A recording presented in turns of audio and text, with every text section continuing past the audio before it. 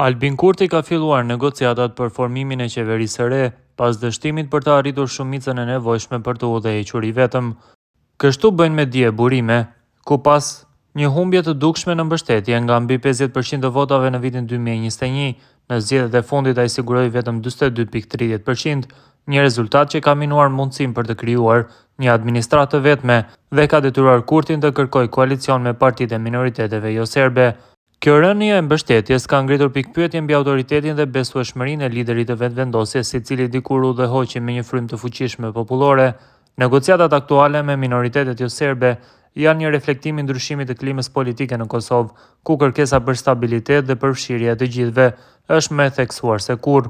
Ndryshe sipas Komisionit Qendror të Zgjedhjeve në Kosovë dhe rezultateve të tyre përfundimtare të zgjedhjeve parlamentare të nëntëshkurtit, prind lëvizja vetëvendosje me mbi 390.000 vota, apo 42.30%. E dyta ka dalë Partia Demokratike e Kosovës me mbi 190.000 vota, apo 20.95%, pasuar nga Lidhja Demokratike e Kosovës me mbi 170.000 vota, apo 18.27%. Në vendin e katërt është koalicioni mes Aleancës për Ardhmërinë e Kosovës dhe Nismë Social-Demokrate me mbi 60.000 vota, apo 7%. Lista serbe, partia më e madhe serbe në Kosovë, siguroi mbi 39.000 vota, apo 4.26%. Me këto përqindje, lëvizja vetëvendosje i ka siguruar 48 ulse në Kuvendin e Kosovës. Zgjedhjet në Kosovë mund të kenë përfunduar për koha kur vendi do të ketë qeveri të re, duket se është ende larg, me partitë opozitare që e përjashtojnë bashkëpunimin me vetëvendosjen dhe me këtë të fundit që këmbgul se do ta formojë vetë qeverinë. Situata mbetet e hapur për çdo skenar. Kryeministri i Kosovës Albin Kurti tha se ai do të udhëheqë sërish me ekzekutivin e ri të dalë nga zgjedhjet parlamentare të nëntëshkurtit, së pari rezultatet përfundimtare, pastaj certifikimi, pastaj bisedimet. Qeveria e sigurt e udhëhequr nga lëvizja vetëvendosje dhe unë, tha Kurti shkurtimisht për gazetarët më 10 mars.